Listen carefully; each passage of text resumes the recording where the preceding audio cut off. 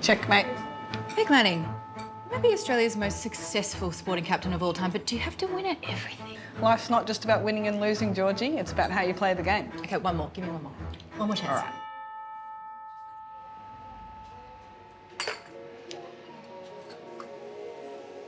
The Australian women's cricket team is #1 in the world across all formats of the game, and a lot of credit has to go to Meg Lanning. She was the captain of that team for more than a decade, and now that she's announced her retirement from international cricket, what I'm most interested in is how she's approaching the game of life, from managing finances to building a future. Meg Lanning. Yes, thank you. You're mainly known for being nonchalant. Cool, calm, collected. Are you actually that way? I think there's always a lot going on inside, and I'm very good at pretending like I know what I'm doing. How would you describe your personality? I could say pretty relaxed, like to have a bit of fun. I don't think too much about things. I like to go with the flow. Does that carry over then into money and your finances? Like, are you a spender, saver, investor? What do you do? I've become a bit more of a saver and investor. Initially, no, and didn't have any understanding of what was involved or what I should be doing.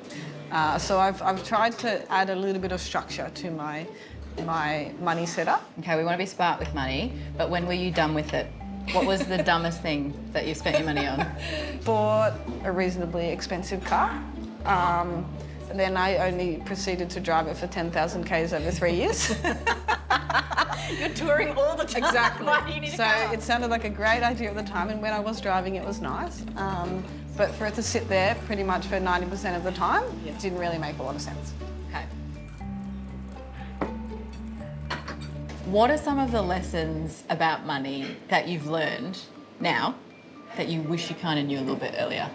What you do sort of early on when you start earning money can make a really big difference at the end rather than waiting. And when you're young, I don't think that's at the top of your mind. The earlier you can start thinking about that, the better you're going to be. It's very, very sensible. But did you have fun spending it in that first 5 to 6 years? Absolutely. Absolutely I did.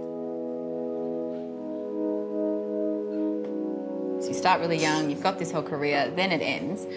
What is life after cricket for you? I love sport, so I envisage it will involve that in some capacity. Yeah, I guess, you know, sport is so structured and you get told what to do a lot of time, where to be, what's next. Don't make a lot of decisions for yourself, so I'm looking forward to having a little bit of freedom for a little while to be able to go with the flow a little bit. What is something that money cannot buy?